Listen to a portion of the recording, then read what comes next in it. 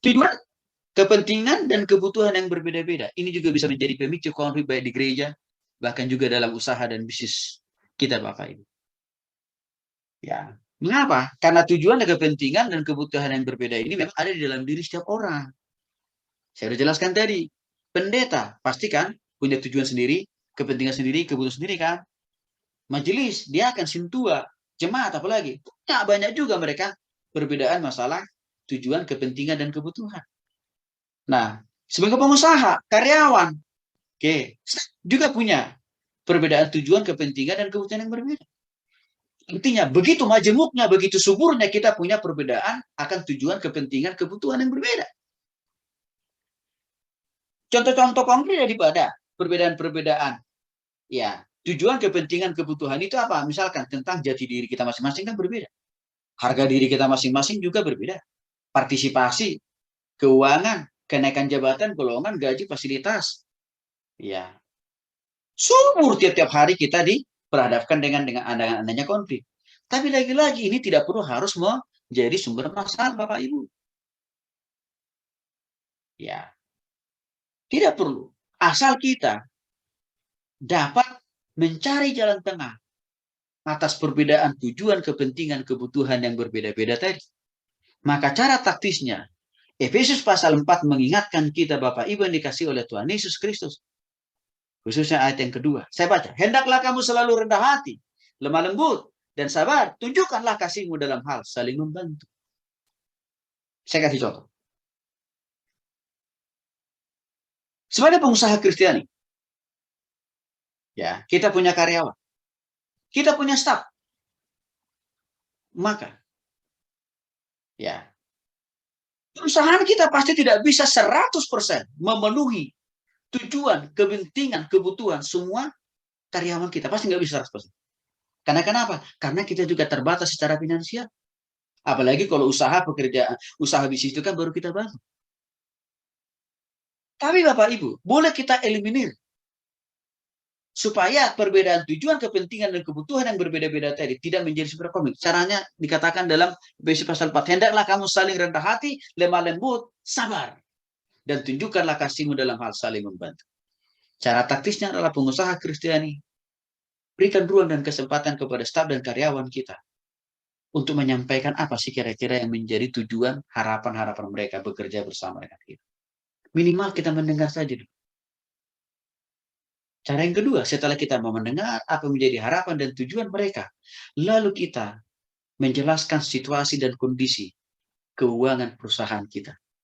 Mengapa itu penting? Supaya mereka bisa melihat kalau perusahaan kita, bisnis kita belum bisa menggaji mereka 100% seperti di perusahaan yang lain. Mereka bisa paham dan mengerti, oh rupanya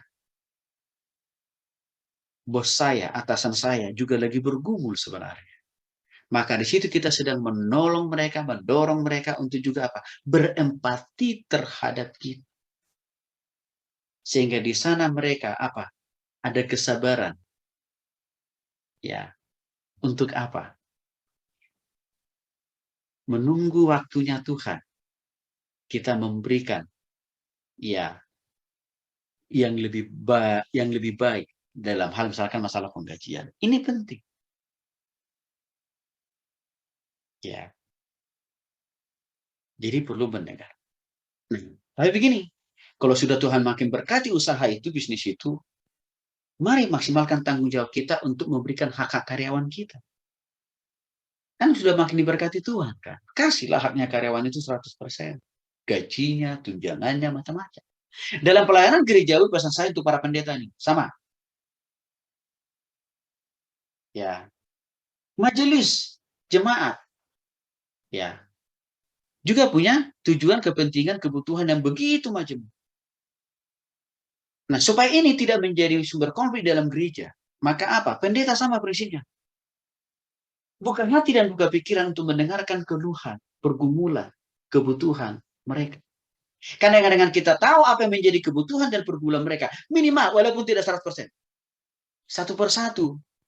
Sejauh daripada apa yang bisa kita lakukan sebagai hamba Tuhan, kita bisa menjawab. Minimal begini loh, Bapak-Bapak, Ibu, para pendeta nih.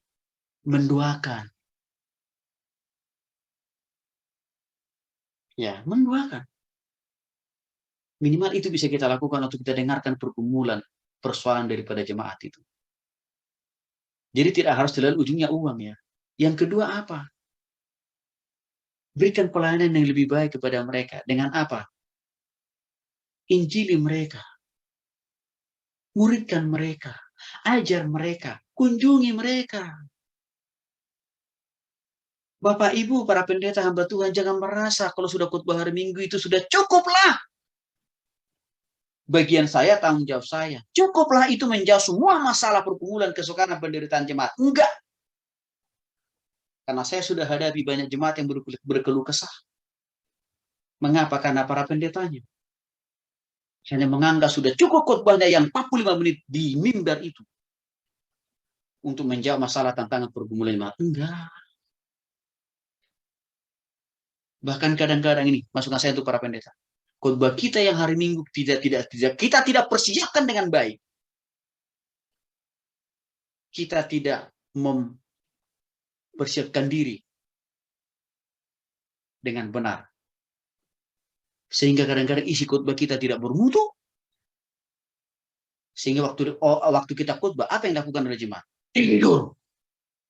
Sibuk dengan handphone. Karena mereka melihat khotbah Pak Pendeta ini 11-12 seperti yang tahun yang lalu. Gak ada yang berkembang. Baru. Ini tantangan bagi kita para pendeta, Bapak Ibu. Udah persiapan kita minim, udah khotbah kita monoton. Apa kira-kira? Yang nggak dapat apa-apa itu jemaat, nggak dapat penguatan, pengharapan, dan penghiburan mereka. Waktu dengar khotbah kita di gereja. Maka apa yang terjadi? Mereka pulang dari gereja, nambah masalah, nambah pergumulan. Dan mereka tidak makin kuat. Untuk itulah Bapak Ibu yang dikasih oleh Tuhan Yesus Kristus. Saya seringkali dapat keluhan-keluhan itu dari jemaat, dari gereja-gereja lain. Tapi saya bilang, Bapak Ibu oke nggak apa-apa. Kalau pendeta Ibu, kalau gereja Bapak Ibu belum bisa memberikan pengajaran, pelayanan, bimbingan rohani, nggak apa-apa. Saya siap kok melayani Bapak Ibu. Tanpa harus menjadi anggota jemaat saya. Nah, jadi jangan curiga-curiga Bapak, para pendeta-pendeta ya. Saya layani mereka, saya bimbing mereka, saya muridkan mereka. Bahkan saya tidak sungkan-sungkan mengunjungi mereka dari rumah ke rumah. Juga berbagi dalam materi, berbagi dalam masalah pakaian, makanan, dan minuman. Saya lakukan itu kepada jemaat-jemaat Bapak Ibu, pendeta-pendeta. Walaupun mereka bukan jemaat saya. Ini masukan saya. Karena kita ini hamba Tuhan, bukan hamba hepeng kan, bukan hamba uang kan, bukan hamba posisi kan, bukan kan. Hamba Tuhan kita. Ya.